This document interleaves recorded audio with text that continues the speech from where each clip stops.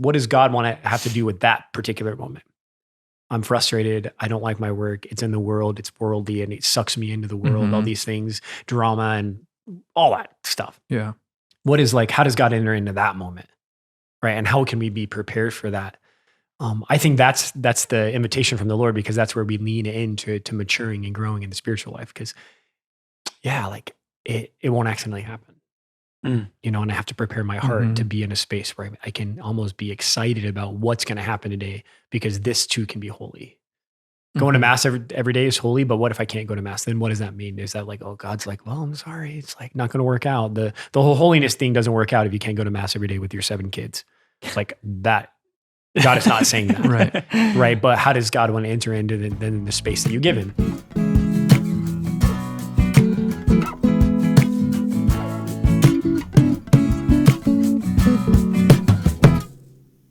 Poco a poco vamos a llegar. Somos peregrinos and you know that's who we are. We make our way. Hey, I'm Father Mark Mary. What's up, y'all? Father Innocent here. I'm back. Father Angelus. It's back at it. Thanks for welcoming back, giving me time to come back and be on the podcast that I helped start. We've missed you so much. You didn't just help start. You've driven. You've been. Yeah, dude. I don't know about your that. fans have missed you. I'm tired of being places. There's been, I don't know if you've experienced, but there's been a groundswell of questions and support before me of where is he at? Yeah, totally. People are where's Father Angelus? A couple people. So we missed you all of Lent, all of Lent, not one episode. I would like to propose that I was around during Lent. Just not when we were recording. There is we say kind of jokingly, but I value a lot having all 4 of us here. And so it's just been a while. It's been a long time, and it's just better for everybody when everyone's here. So coming hopefully up, soon. Hopefully coming attractions, we're all going to try to be together at some point. Yeah, we should be together for the next several episodes, which is, life. Who knows, right? Yeah, which is great. So Father, I think Father Angelus and I have a couple of what do we call it? Dirty laundry. There's one of the priests we were visiting was kind of joking because he's I kind of like the insight it gives you. You can be oh, there's a little tension point there, at the same time, it's great when other people oh, you guys are the same in person. And you're okay, good. Yeah, we had visitors this week and they're wow, you guys are actually the same in person. You just don't put an act on. Father Angelus really hates Father Mark Mary in person. He's actually really irritating in person and on. Just kidding. It's not true. We're classmates. We are classmates. One of the funny things is for the very first time, usually, because you guys make fun of me for being short, when people see me in person, they're oh, you're actually you're kind of normal because you guys are all unusually tall. But I did have the first time where somebody who watches the podcast and maybe hadn't heard all that, he assumed because I sit on a little booster seat over here that I was taller than Father Innocent. He's oh, Father Innocent's a lot taller and you're a lot shorter than I expected. So in that case, that's very funny. Yeah. But can we talk about as well that there are people who in real time when we travel places that are that will bring up to Father Mark Mary, I know you don't like physical affection. I don't like hugs or something like that. So they're starting to lead with these things. And Father Mark Mary is it's not true. It's not. If I don't live with you, it's not a thing. Probably, you know what I mean? It's I don't have a problem with actually being touched or I know we don't need to get into that. I just think it's funny that people are actually starting to lead with, oh, I know Father Mark Mary. I know he doesn't like that, and I laugh hysterically. Have you noticed we have a thing where it's whether it's we're traveling or we've been away, or even your birthday the other day, you walked by me and I went like this and you went like this, and it was this very clear, happy birthday, I got you, bro. yeah. I wasn't gonna do anything. I wasn't gonna. Yeah, and that's something we have to, I have to grow in reciprocating, grabbing your elbow every now and then and showing me a little, affection. Right. So our birthday's coming up, so you can just. Yeah. At this point, I am older than both Father and I'm always older, but the year of my age is older than them. I'm currently 37. They're still 36 for about 2 more days. But what was the fun? And I guess we can't underestimate the value of particularly between guys, a really strong handshake, a strong bro hug dab. We're still talking about that. It's just the guy hug. It's just yeah, I'm with you. I'm with you. Yeah, whatever. You're not that with me, but if you're some mom and you want to say hi and give me a hug, and he's fine with that. It's not weird. So 2 things. I think the first one. So Father Angelus noted that his life is discernment, And last week we talked about discernment, and he was not asked to be on the episode. Yeah, I was like, this is what I swim in every day. This is my life. This is what I like receive formation, and I try to get better at it every day. Like the skill, the craft of discernment. And then the first episode you guys did this week without me was on discernment. I'm like, could you like you could have swapped the episodes, literally. Correct. Yeah, literally. There's no flow. But that's okay. Don't worry. I was aware of it, and it was intentional. Ooh. That's what he tried to say. It was intentional, as if It was. It 100% was. I'm like, I bet he's gonna say something about this. I was right. But I could be wrong, which is part of what we talked about last week in discernment, is it's okay to be wrong. My discernment was because it's so much something you're doing, to like leave some space. Meaning, like, because people who are going to be calling and talking to you are also going to be people who like listen to the podcast. Yeah, sure. And to kind of give you like a blank slate. Yeah, I'm with you. Just to protect the place. It's just like a sacred thing you do. You don't want people to think like, oh, Father Hayes just talked about me on the podcast. My thing was when you have such an authority on a topic, when there's like, no, I'm just kidding. I get that. But also, it's funny that you guys are doing the same thing, because last week he was flexing about how he's the master formator of all men, and now you're the master discerner. Look at this triplet. I was not flexing at all. They made that up. I was just saying that I wrote a book and trying to help men grow in their identity. I wrote a book. Hey, I have a question. Have you signed any books? Father Angelus? I have a question. I have a question. Did you sign any books? That's my natural follow-up. I signed one of your books and took a picture with a guy with my name in your book.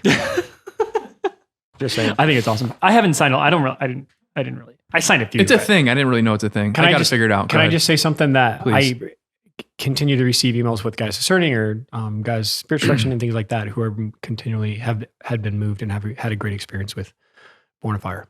So nice one. God. Nice one. Yeah, it's legit. It's not just like, oh, that's nice. It's like, oh, I'm like coming out of the chapel crying kind of thing. People having. The second one is this, because I realize I'm an intentional person. Well, last night, so we have this huge jar of pickles. Oh gosh, mercy. That's been in our fridge for like 2 or 3 months. And it's just like this huge thing. And then we finally got it down to a point where it's like, okay, this could go in a smaller bottle. And so I realized this was kind of a postulant move, meaning it's like outside the box, kind of a little suspect. So I took like a bottle like this, an Nalgene, and put the leftover pickles in it so that we can have a smaller thing. And the whole time I'm like, some people are not going to like this. They're going to think it's weird. What I didn't think is that I was going to use my water bottle. My water bottle. That's what you didn't think. Father Angelus is referring to his Damascus water bottle for all of you Damascus people. Listeners out there. So I put sliced pickles into your Damascus Nalgene bottle. And pickle juice. So here's my I go to the refrigerator last night to put something away and I see my water bottle with pickle juice in there. And I'm just like, what? On a lot of levels, this didn't make a whole lot of sense to me. But here's the thing. Pickle juice doesn't ever come out of anything. That's why it's in a glass jar that's recycled. You don't reuse a jar with pickle juice in it, because pickle juice will like seep into the fabric of the water bottle.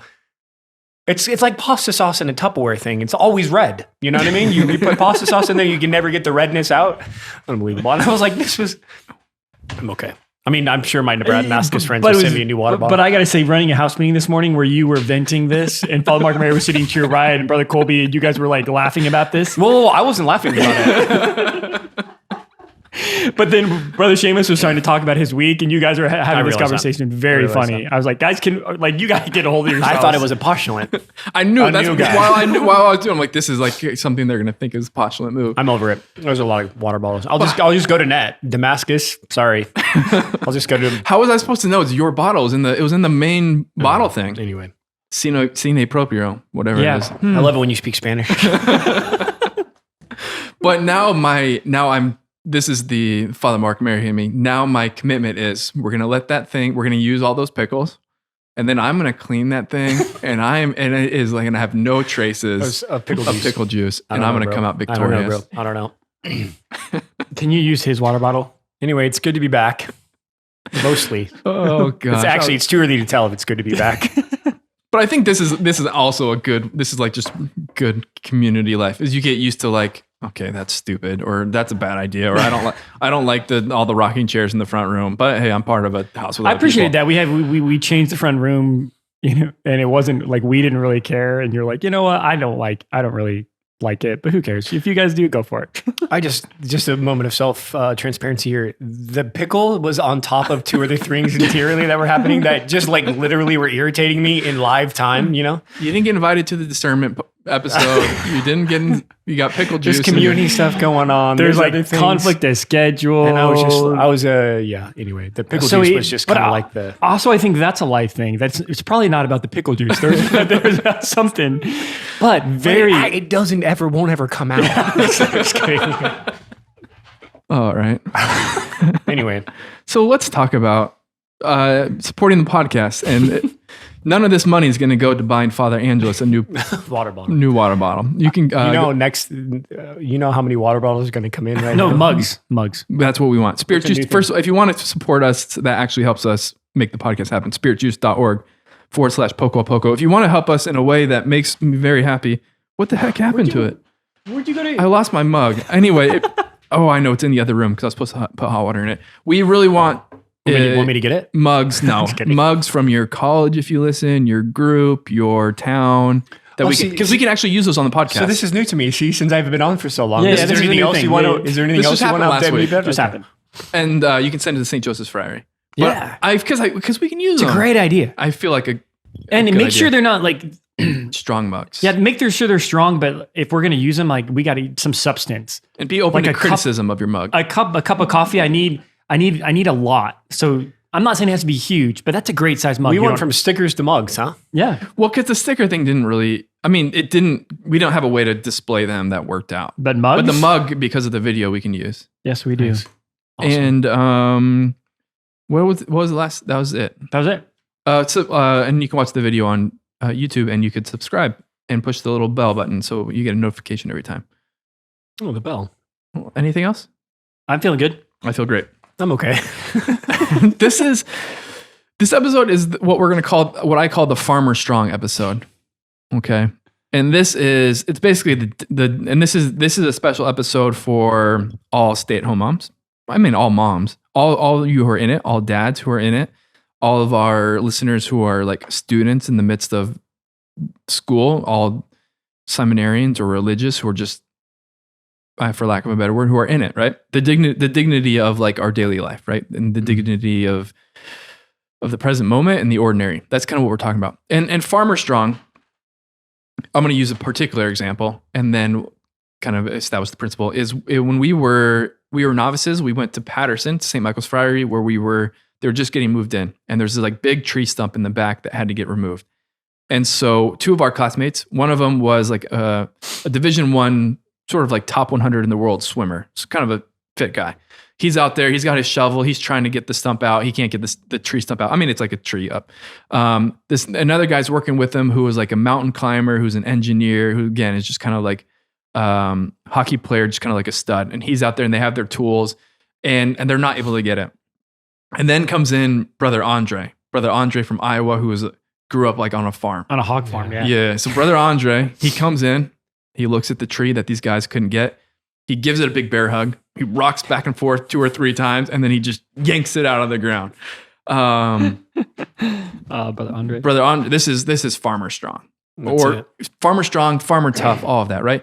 And I use the farmer example as this because like a farmer, okay, I'm not a farmer. I have a pretty good sense of how some of this stuff works. Like if you're a farmer, you're accustomed to, it's like your daily life. You're accustomed to getting up early in the morning. You're accustomed to working in the context of rain or of snow or of heat or of all of that. Like you're accustomed to like manual labor and just doing work all the time. Like, you know, I mean, like you're used to like doing hard stuff.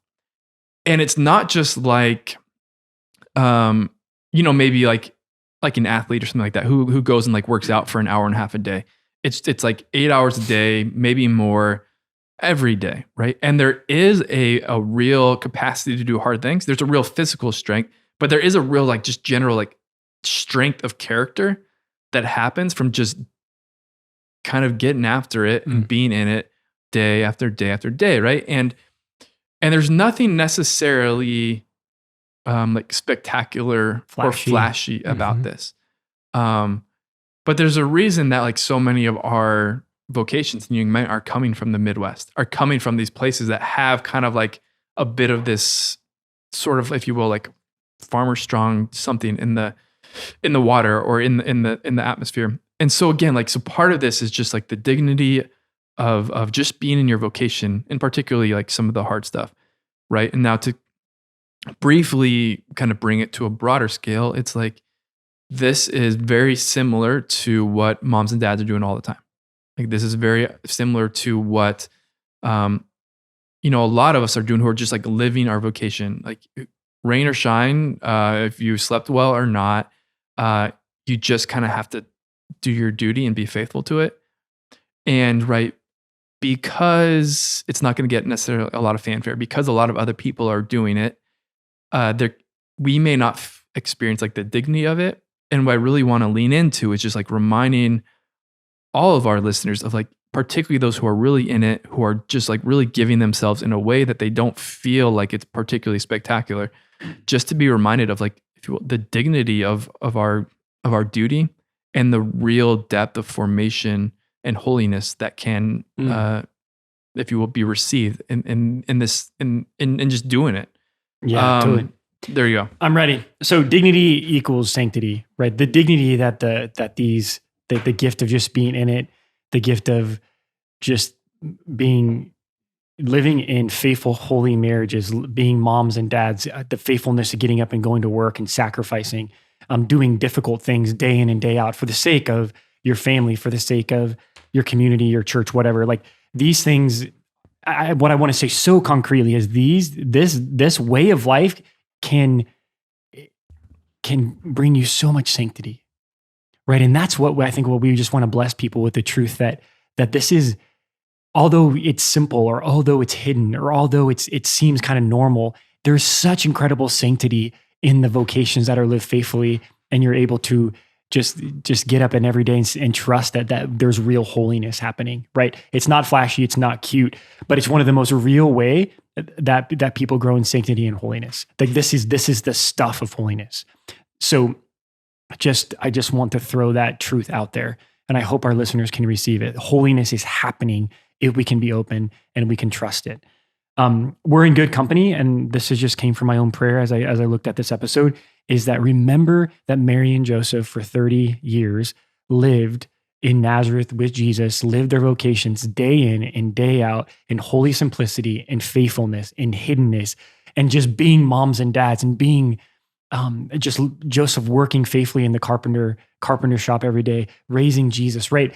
Like just being a part of a family, being a part of a community, and just the little stuff that requires, the consistency, the daily yeses, the gift of prayer, right? Where again, prayer is not necessarily not flashy, but every day I'm faithful and I get up and I pray.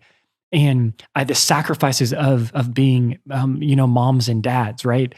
It means something. And Mary and Joseph just were incredible examples of the hiddenness and simplicity and the holiness that the family life can bring. So I just think that's just good to say we're in good company.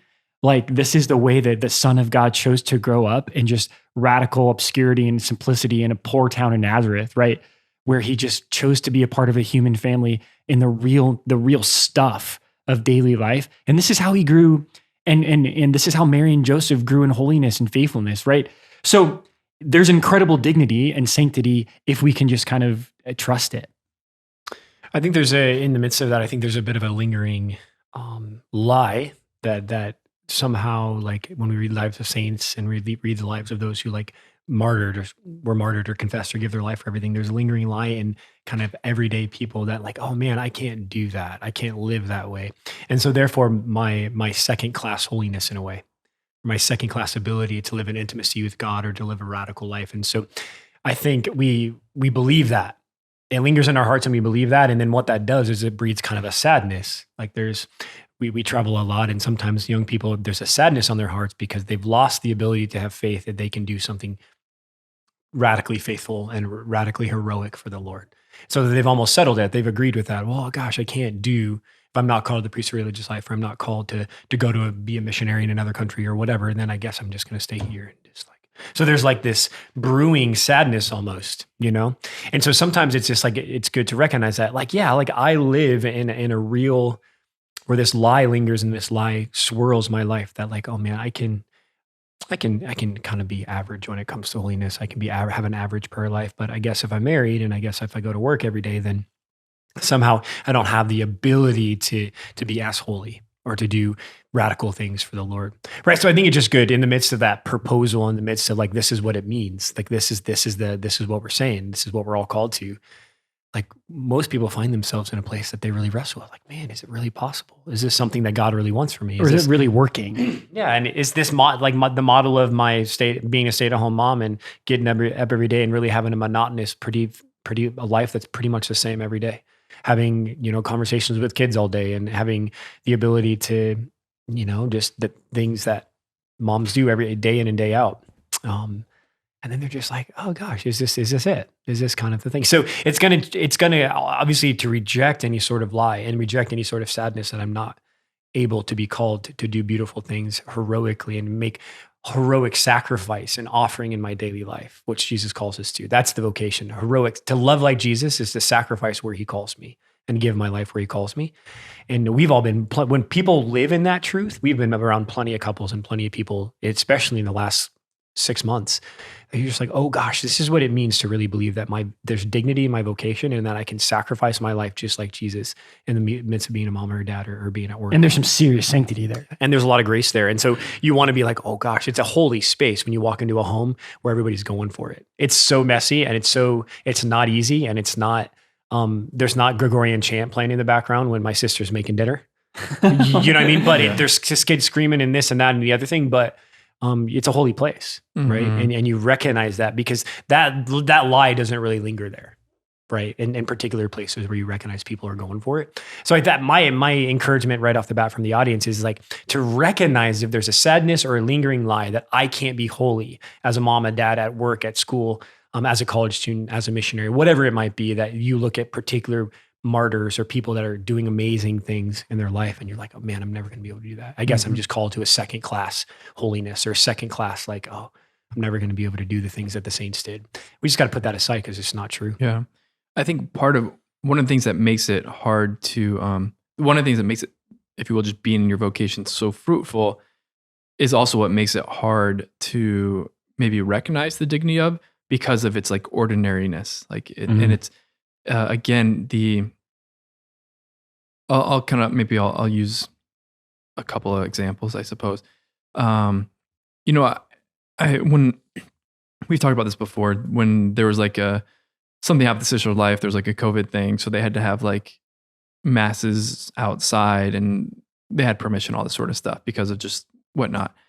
And a couple of the CFRs, because of our life, we were like able to go and kind of like be extra available. Right. And there's this thing like, oh, like there's this kind of spectacular circumstance where they hear that we're going to come and they like start like literally like crying. They're so grateful. The priests are going to bring them Jesus. And we come and have this adventure and we come in the snow and we're celebrating mass in the back and they're all, we feel so good. We feel like we're doing something special. They are like so moved by it. They give you these like nice thank you letters and all this sort of stuff. And what I like, and there is something to that, but what I was like reminded the sisters, like, hey, like you have some, and like it's only something that happens every now and then, so I can like give them my best stuff, whatever. Like you have these priests who have taken like Tuesday mornings at 6:45 for the last 15 years, and every Tuesday morning they come, they celebrate mass. They don't, you've heard all of their stuff, but they just keep coming. Like the faithfulness of those priests, like there's more grace and there's just more sort of like sanctification happening. Like that's like a bigger deal than us coming for, to save the day twice, you know what I mean? Like, and that's similar. Like there's few things that there may be nothing more that evangelizes me than, like in a pastoral situation where like the mom comes and it's just like, or the dad, and it's like, I've got 5 kids. This is happening. It's a mess. My house, like, I'm just not praying how I want to pray. I'm just like tired. I'm spent. And it's like, they just are like totally given. Right. And they're just totally given and they're totally spent and they're totally like, you know what I mean? And like a mess. And it's just like, but it's like, you're in it. Like, this is, for me, it's like, this is so beautiful. Like, this is what it looks like. You're totally given, and right, you're not holding anything back. And part of what makes it a little bit hard is maybe it's like it's such an ordinary kind of part of your thing. Like maybe it's hard to recognize like the great dignity of it. But there is like incredible fruitfulness and dignity and holiness happening in this givenness of yourself, of your vocation. Yeah. Father Mark Mary, in our travels together the past couple months, I've used this example, and I actually didn't ask you permission. So, and I'm not going to ask you permission now. So if I'm announcing something that you really haven't like, because this is important to you. I didn't ask permission to put pickles in his jar, so we can edit it. We can edit it out. I don't know. I remember like our first season of podcast, like early on, we were talking about Matthew 20:25. You know, those you did to least my brothers, you did it to me. And so in the corporal works of mercy really highlight the acts of holiness that are really, we can encounter Jesus and touch Jesus, right? And the feeding, the clothing, the visiting, kind of all these different things. And I was really moved by like an idea you threw out there. I forget if it was live or not. It was just like, it's the corporal works of mercy, but they're also like the corporal works of mommy. Yeah. And daddy. And daddy. But I think there's something you uniquely talked about, is just like the stay-at-home mom who's invited to do all like literally the corporal works of mercy for her kids, right? She's clothing and feeding and visiting and just caring in a really concrete way. And the proposal you have is that can that be a radical place of holiness and encounter with the living Jesus, right? And of course the answer is yes. And I just remember talking to a married man in Lafayette, and I was proposing this, and he was just so like overwhelmed that there's an actual opportunity, that there's a real invitation, that when I get up in the middle of the night and hold my son, that I can really be so close to Jesus. Or, you know, our sister is getting ready, like maybe today or tomorrow, to have her 7th child, right? When she's feeding and nursing and caring and giving herself, like absolutely spending herself, it is actually like a sacramental moment where Jesus comes alive in this beautiful relationship where she is living the gospel. She is feeding and clothing and caring. Brothers and sisters, I think this is worth mentioning, because it's not just like a coping thing to make you feel better about your vocation. It's true. The sacramental reality that Jesus comes and there can be like a really holy space, a holy moment, right? It's the sacrament of the present moment when you care for your child and you live in this way of like heroic love. Jesus is there. And if we can say yes and receive that, there is some serious sanctity going on, right? So I mean, I'm moved by that, because like, whoa, how many times a day do you feed your child? Do you care? Do you clothe? Do you do all these things, right? And those are just like the tip of the iceberg when it comes to how many like moments a day that you give yourself. What if all those moments added up to just real encounters with the person of Jesus in your children? There's incredibly there's so much hope, but truth there. I think we just need to recalibrate a little bit too, because I think most of us, even in our life too, we kind of go through the motions and then we lose the opportunity to kind of see the radical invitation to encounter God in our life. And therefore it's like, I'm going to pray, and it's like, oh, prayer's nice. That's, you know, me and God. But then you kind of go and you kind of do your thing, right? So I think all of us, it's awesome, like just to encourage the dad and the mom, the student, the work, those who are at work, is like, how do you engage the Lord and engage this moment of grace and enter in practically? And I know we often can talk about practical ideas and stuff, but it's not going to accidentally happen, right? Mm-hmm. It's not going to accidentally be a holy moment. It's not going to accidentally, you know, sacramentally, if it's going to be an encounter with God, where our hearts have to enter into that space and be sensitive, hungry and sensitive and desiring, and really just trusting that God is here. And I'm gonna love, and I'm gonna pour myself into this space like a dad at work. I'm gonna pour myself into this, knowing that it's gonna bless my kids, and knowing that, you know, the mom saying at home has this concrete reality, but the dad at his desk is just like, man, this sucks. Sometimes, totally. You know, but then it's like, what does God want to have to do with that particular moment? I'm frustrated. I don't like my work. It's in the world. It's worldly, and it sucks me into the world. Mm-hmm. All these things, drama, and all that stuff. Yeah. What is like, how does God enter into that moment, right? And how can we be prepared for that? I think that's the invitation from the Lord, because that's where we lean into maturing and growing in the spiritual life. Because like it won't accidentally happen. You know, and I have to prepare my heart to be in a space where I can almost be excited about what's going to happen today, because this too can be holy.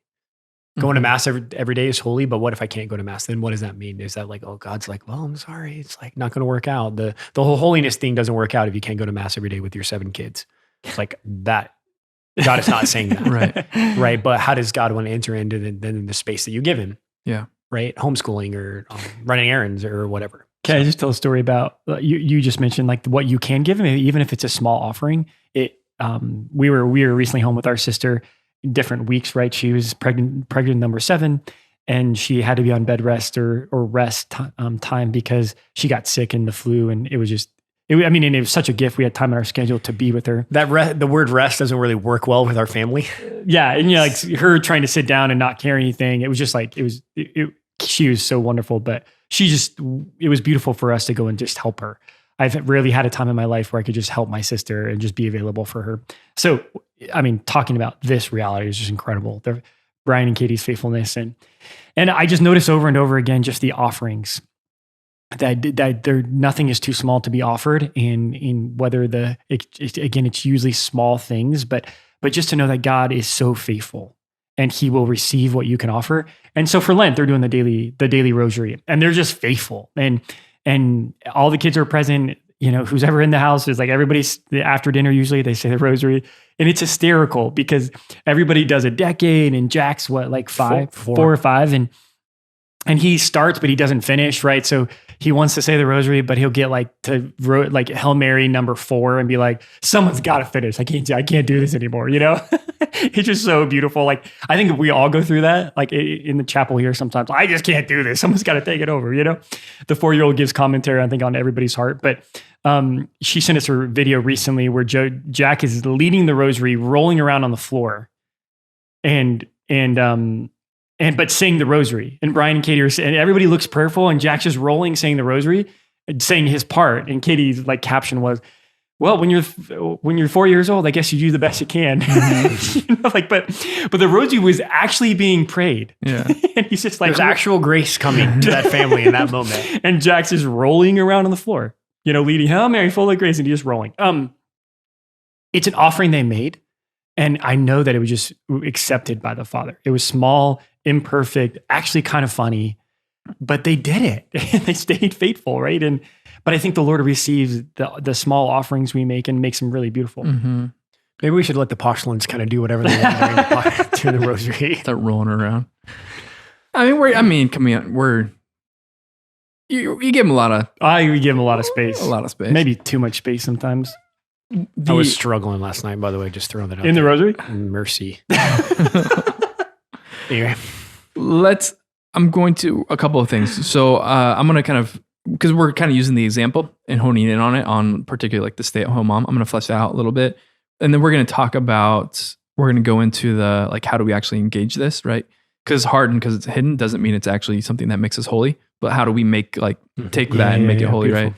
And then just a quick word of what else to mean. Okay, so my primary reason for us doing this episode is just to affirm those who are in it, and it doesn't feel special, and there's no self in their gift, right? They're told, meaning there's no self-love in their gift. There's totally given. But also it's a reminder, because I think a mistake I made as a young person in having a conversion is that I gave such value to things, to devotional things or to practices, that I actually lost sight of the dignity of school and going to class, right? And you know, there's a friend who's a teacher at this very Catholic school, and the kids they think they can pull a fast one on her, and she's like, "Hey, mom," or hey, Mrs. Whoever, can I be excused to go to the chapel? Or I was late to class because I was helping in the sacristy, and that's such a lame, right. But because really what's happening is they're using religious excuse to get out of class, and it's oh no, you know what? To have we're in class right now, and actually this is. Doing the Lord's will here is actually the best thing for you, you know. And there are times for prayer, but right now this is what you need to do. So if you're a student, things like that, taking care of yourself, going to class, going to work, being sort of a good steward of time at work or school, all that sort of stuff actually is also part of sanctifying. So we don't want to lose sight of the dignity of that. Okay. who else could, if you will, is living this like being farmer strong or mommy strong or daddy strong, right? These are also people who have a deep desire for a particular state in life and vocation that hasn't unfolded yet, right? Like they're in it and they're in this place of waiting, right? And it's like, to the outside, it's like, oh, you're just like, you're single. It's like, no, but if you're in it, and it's like, you really want this other thing, you don't have it yet, but you're trusting the Lord. Like this is deeply hard and humble and sanctifying. I think enduring a variety of difficulties and situations can be with personal mental health or health and just a health breakdown, like, and staying in community and staying in relationship. This as well, like there's great dignity and there's great sacrifice in all of this. I think, right. And is this the gospel? Yeah, it's the gospel, right? And you use the example of Nazareth and Jesus and Mary, but also like Jesus gives the example of the widow and her mites, right? Like she doesn't give a lot, but she gives everything.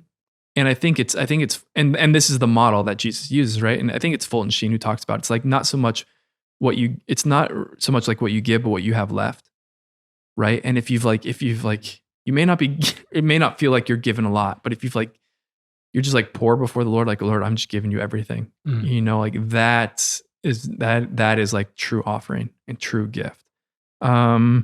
So can I give an image real fast? Go for it. I think I may have used this on there. I haven't been on it so long. I just forget what I've talked about. That was for you. It's all right. It's all right. No one else. That was a jab at you. But it's like we're treating our life like we're in a waiting room, where it's like taking a number at the DMV. It's like if I don't know my vocation yet, or I don't know this, and I'm just going to kind of just sit around in the waiting room and kind of see what happens till I get there. And then we just waste a lot of time, and we waste a lot of life just waiting around and not really being engaged in what the my day-to-day story, my day-to-day experiences can do to make me holy and make me be able to not only encounter God, but actually be an instrument that's used by him, right? So sometimes in discernment, I don't know a whole lot about discernment, but that was another jab. That was another jab. Jab number 2 in the last 30 seconds. But guys, sometimes in their discernment, say a freshman in college who knows he's not going to join until after college. It's just like okay, what are you going to do? Well, if you're just kind of sitting around, like you picked a number at the DMV and you're just kind of waiting for your number to be called, but just kind of coasting or chilling, it's like, well, that's not really what the Lord wants, right? So there's radical invitation to be engaged, to be in life, to know that even if I'm in a period of waiting, God still has a plan for my daily life to allow me to be holy and to spread the gospel and to build the kingdom, right? Even as a single young man in college or whatever it may be. So anyway, I can just, sometimes I envision there's a lot of people with spirituality. They're just kind of having a little party at the DMV, just kind of chilling out, you know?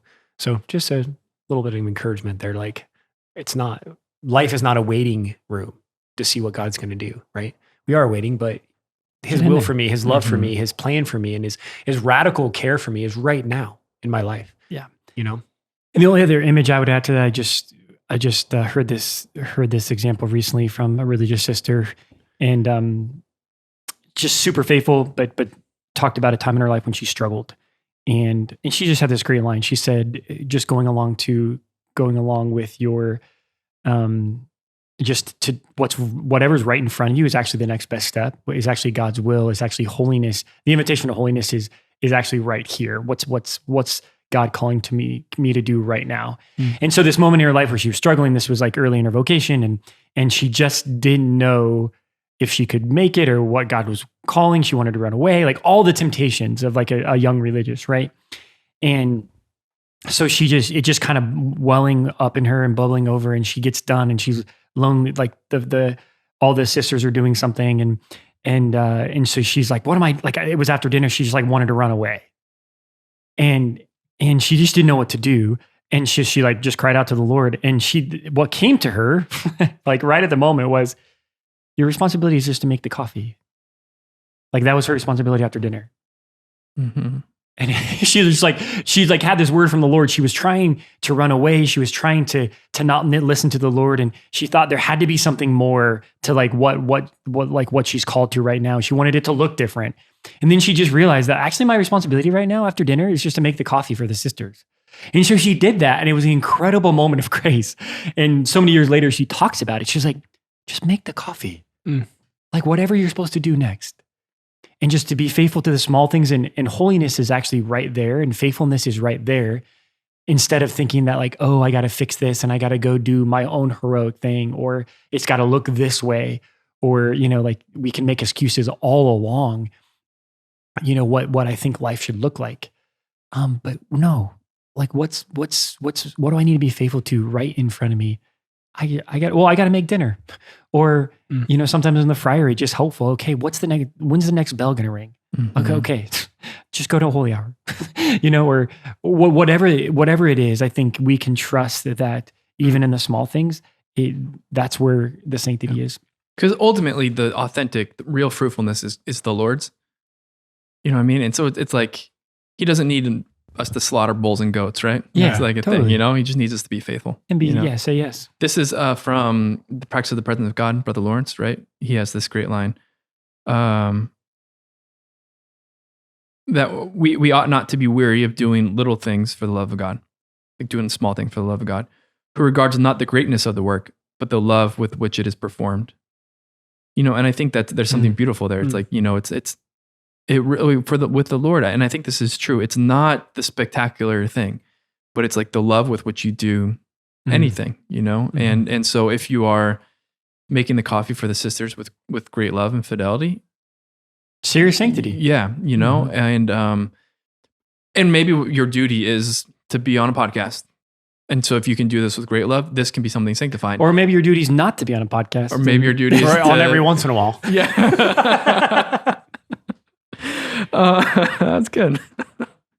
But being faithful to vocations, to your work. Doing it. And of course, we see this in every mass, right? Like the offering, what we bring is a little bit of bread and wine. Like what we bring it's insignificant. It's small, right? But it's the Lord who makes it body, blood, soul, and divinity, and worthy offering. I think that's why people love the loaves and the fishes story in the gospel. Yeah. Like there's this attraction to that story. Every time you hear it, you're like, oh gosh, like the Lord. And it's like, that's been in the gospel forever. And that's true. But somehow we get away from that.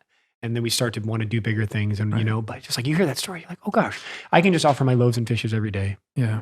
And look what the Lord does. He feeds thousands of people, and so there's a real moment of grace and moment of prayer. Like if you're feeling that discouragement or feeling that, there's something lingering, that lies lingering in your heart. It's like good to be with the Lord in that space. And Lord, what if I gave you just everything that I had right now? Yeah. However small. Yeah.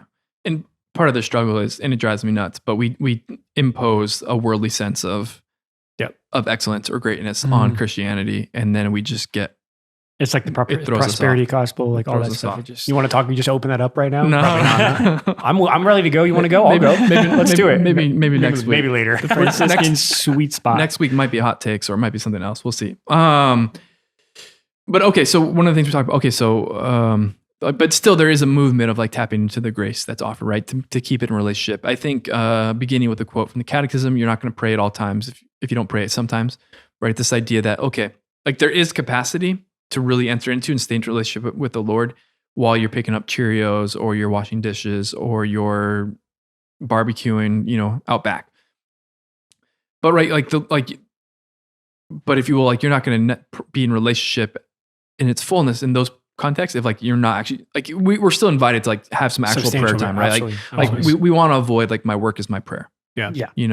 We can be praying in our work, but we can't just swap out our prayer for our work. It's got to be a source. Still, we understand, and the Lord's going to, if there are real limitations, the Lord's going to provide, but like we still need to really prioritize some time of prayer and to be willing to sacrifice for it. Things, and just to say that's basic relationship skills. It'd be crazy to think that you didn't have to spend time with your wife or your spouse if your life is going to work. Yeah. Right. It's the same thing with our relationship with God. You have to spend one-on-one time in intimacy with God, the one you love. And then from there, it kind of overflows into everything. Yeah. Right. You have a smirk on your face. I'm thinking about what I'm going to do for the next episode. I feel pretty good about it. Go for it. Are you with me here? I'm not in the present moment. But we've talked about this all the time. That I think there's this constant tension in people's hearts, a quality over quantity. Like everybody gets like, well, holy hour or half hour, and I get that. Substantial time to be in silence and to be in prayer is a good thing. The challenge is that the mom who's running around from the very beginning of the day to the very end of the day, like what does it look like? Well, the quality is I'm entering into a space where I can have some time in quality relationship with the Lord. That could be 10 minutes, right? That could be, ideally kids are down for a nap. Instead of turning on a show, I'm going to get my devotional book, get my Bible and get as much time as I can, right? there's concrete spaces, but we just, especially, we want to judge our prayer all the time. So, and we judge it generally by how much time we were there. And that's just not helpful either. The quality of the relationship, I had a beautiful experience of prayer today because I was able to put everything aside and be in this space with the Lord. Now, it doesn't matter how long it was, but I made the space, I made the time, because like you say, you're not going to be able to do that the rest of the day and find like sacramental moments if there's not real this is important for me to do this. Right. And maybe your time of prayer looks, again, the offering is like the widow's mite. It's not much, but it's all I got. Yep. But also, like, don't lie to yourself. And don't, Because, if you're giving 5 minutes of prayer and you have an hour and a half of screen time of like social media, it's like, okay, like we just got to be honest there too. And there's this holy creativity that we have to have. And I see it with couples. We know, hey, listen, I'll take the kids, go do holy hour. Like, or once a week, at least we can do that, where you have to have this holy creativity to figure out how to do this, but it's worth the conversation and it's worth the time to say, hey, listen, we need to get some time, 20 minutes, half an hour. We got to figure this out. And so it was beautiful to see our brother-in-law get up earlier, right? And before he went to work, I saw him with his Magnificat, right? He's like, it's real. And he's making the time. So, I mean, it's possible, but it might take some creativity. You have a brother-in-law? Oh, he's going to love that. Remember, because we always talk about your sister, Katie. And it's like, Brian, we love you. Just so you know. But that's the all point, those right? kids have a dad. Yeah. All these kids have a dad. This is, and I think that what I've been for, we'll see what happens. So we're going to do another episode. And then the next series is, I think, a 3-part series, Father Angelus, for the first time. Stepping up to the plate. We'll see. Carrying his weight here. He's going to be leading us, perhaps, I think, right? Yeah, this is going to happen. Absolutely. Doing some like kind of 12-step spirituality stuff. Yeah. Then we have a guest, blah, blah, blah. But one idea I have, we'll see what happens, is maybe working through the Practice of the Presence of God by Brother Lawrence. I'm doing I'm reading the audiobook for Hallow, so I'm kind of in it. Can we just take that That's in? awesome. You're going to be like a voice. You're already a voice. You're the famous friar. But So does that mean people are going to listen to you when they go to sleep? No, this is there's already that option if you want that. This is if you want to just learn. there's a YouTube video of Father Mark Mary saying the rosary that people fall asleep to. Seriously. Don't be jealous. Your voice when I'm going to sleep. Your voice in the day is hard enough.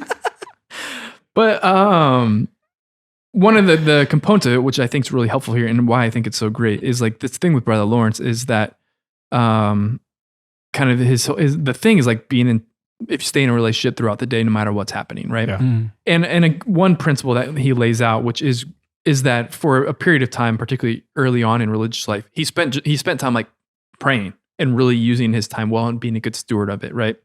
And that enabled him and kind of gave him, if you will, the habit of prayer, the habit of practicing the presence of God, of recognizing the staying relationship with the Lord while he's doing everything in the midst of his normal struggles. So absolutely, I do want to like encourage particularly young people, like, hey, this time of praying and taking advantage of your free time. And it typically, if you're in college or you're a young adult, you're still, you may not feel like you have a lot of free time. You probably have more free time than you will in 10 years, right? To take advantage of it and to really have some solid times of prayer, so that when life goes like full blown crazy, you've developed the habit. And then for our moms, like if you're not there, like, okay, like if you didn't have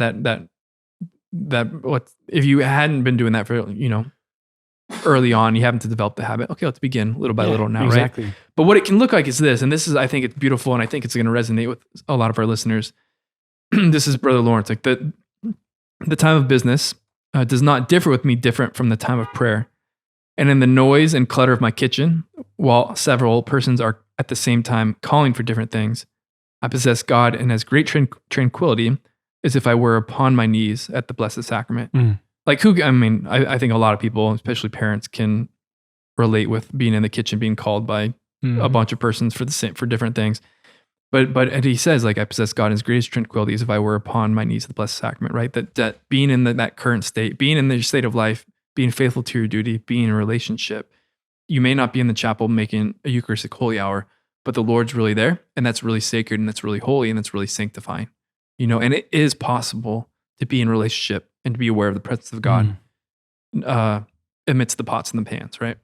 I think it's important though, because we've been so formed in one particular way and generally a way to be distracted. So there's reformation happening, and that's just going to take time. Yep. I was talking to I think I was at a school when we were in Nebraska, but just like the idea of the practical part of like the church bells and we've talked about this before too, the church bells in the city always rang for at the top of each hour, not just to make noise, but to remind the city about the incarnation, to remind the city about the reality of God, right? And then ideally those in the city used to train or working on the farm, they heard the church bells, and then what interiorly happened when they heard the bells, right?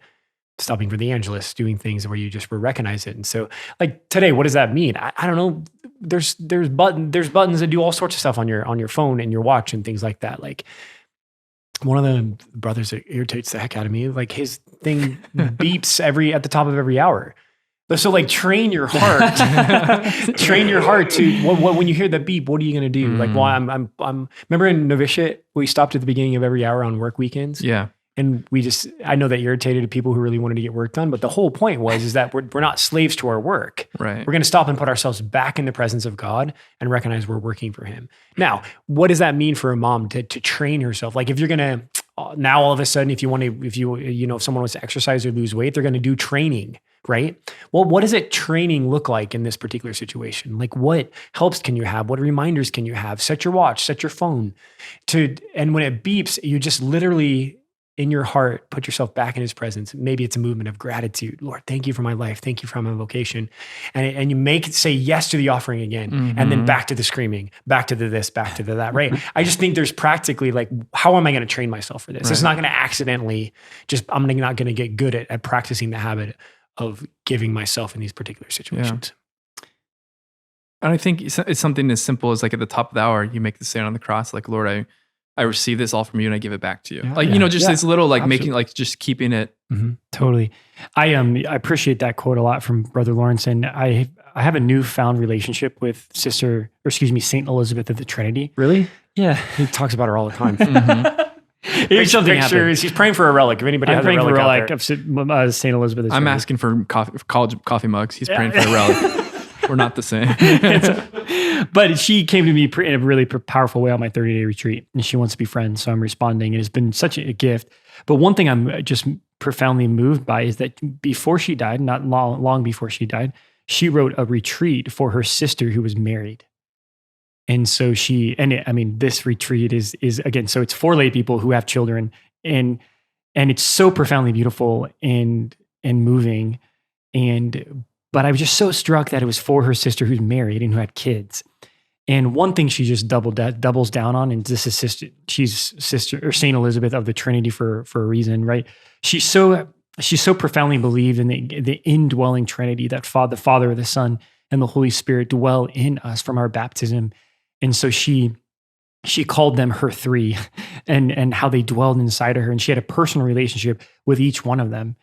And so when she's writing this retreat to her sister, she just so many beautiful small encouragements about through the day to remember that you are a cathedral, or that you are a tabernacle, that God really dwells in you, and to talk to them and to share your life with them. And I'm not doing it justice, but again, she doubles down on this truth that when you're cooking and you're cleaning and you're taking care of your children, when you're going for a walk, whatever it is, that you have access to this reality of God dwelling in you, to turn again. She just talks about, and just to be with him, to experience life with him, to talk to him, to be sad with him, right? To experience all of your emotions with him, right?